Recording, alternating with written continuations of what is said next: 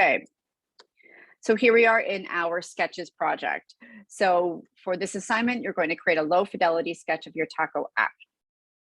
Low fidelity meaning rough, pencil, paper, etc. This app will have, this should be 7.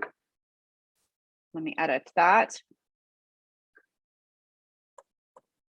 7 pages. You'll also provide a summary of your website's goals, styles, and intention.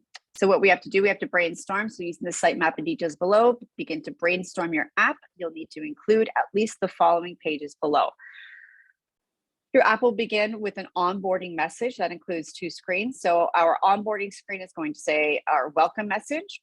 And then our second onboarding screen will be a sign up screen with a discount code, and then a note saying this should include fields for information.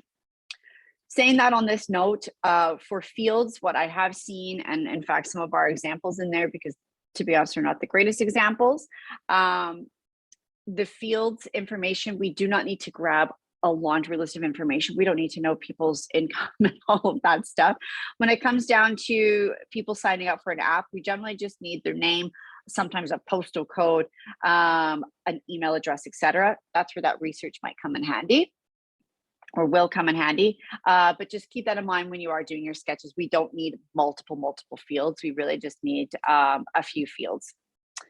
Then we have our home screen with order now. This would probably have some branding, maybe a hero image of some sort.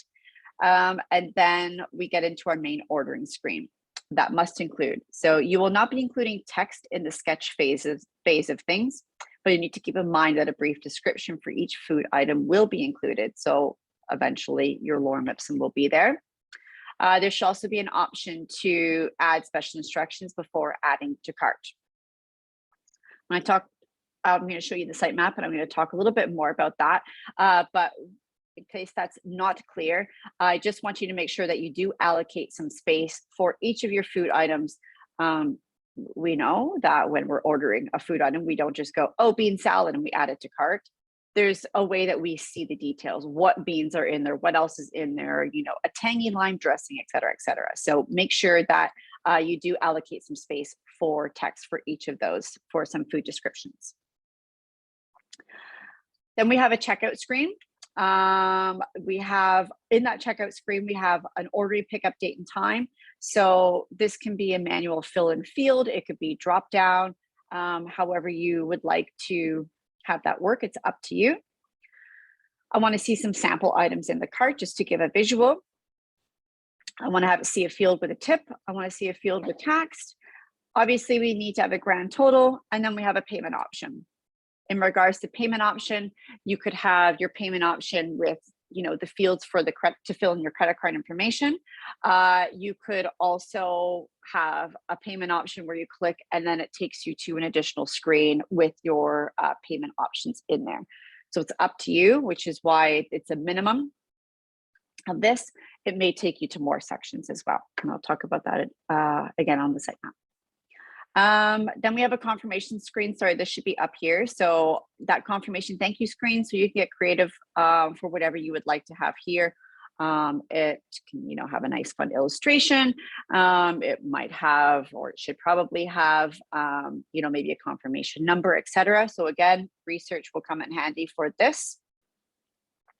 And then I do also want to see an account profile page that has a place for a photo if they want, their name and email, maybe some saved payment information, and then a previous orders section as well. So again, this could be a scroll down where it lists all your previous orders, or maybe it's a button that says previous orders that you click, and then again, it takes you to another screen and that's where your list is. So absolutely up to you how you feel is best for you and your client. So again, we create our sketches, pen, pencil, tablet, etc. You'll need to indicate where the images and the text will go. So that's with like little boxes, just like we saw in the lecture. So we don't need to have actual text. Main headline text, probably, that will be important. Maybe you're labeling, this is where starters, mains, and extras are, but that would be the extent of it. So making sure we are doing all of our sketches with intention and we're not scribbling them. because we will be using these for essentially for the remaining of our semester. We get creative. Don't get caught up in the styles for your sketches. That's going to come later. We're just going to use our black and white, or as Sharon asked, about markers. If you're at the very last phase of things, you're welcome to, but good to just, I don't want you wrapped up in that at the initial stage of things. Then we're going to scan or photograph our sketches. As a note, if they are blurry or unreadable, sadly, it will be an automatic 0. I do crack the whip when it comes to this. I've spent too much time chasing people down for better quality. So unfortunately, that should be up to you. If it's illegible, if you can't see it, if it's blurry, if it's a poor photo, it will be a 0.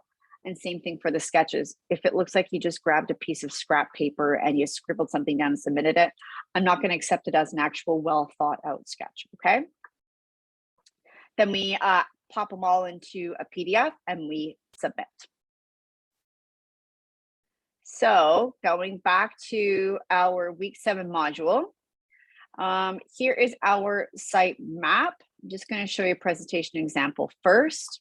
So just like, I did one previously, here's another example. Here's an example for sketches with notes or annotations in the presentation document. So you could do your sketch, scan it, place it into, say, InDesign. And then we have notes and arrows that will talk about, this is a button, this is where order now goes, etc. And then always making sure we're labeling our screens as well. So we have our onboarding screen, etc. Within our home screen. Here's another example where the notes are in the actual sketch file and then placed in there. You're welcome to do that again. If you have very poor writing, I strongly suggest doing this way. But if you're nice and tidy, like the examples in the lecture or like this, you're welcome to.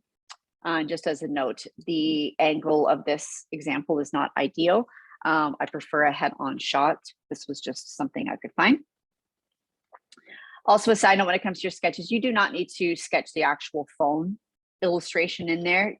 You can literally just do the actual screen. No need to have the actual phone in there. Okay, that's one. Our second thing is our sitemap. So it looks like I've got crop marks on there. So here's our sitemap. So again, this is quite a simple, easy site. So we have our 2 onboarding screens. You'll notice these do not link to anywhere else, which means we do not want to have any navigation here.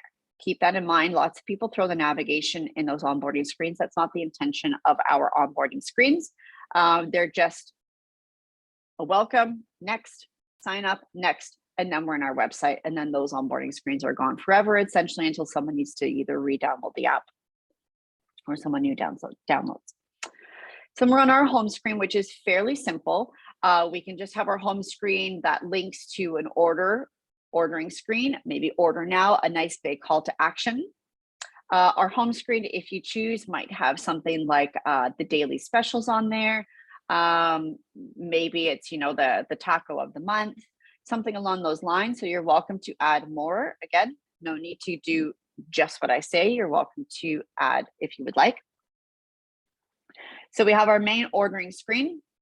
So our main ordering screen could potentially then link to starters, mains, and extras. I do have a note here that says you have the option to make starters, mains, and extras all on the main screen or on their own page.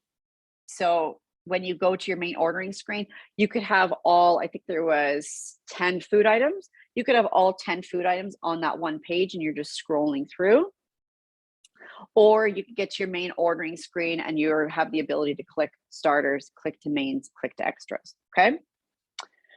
Then we have our cart or our checkout, which then takes us to our order confirmation.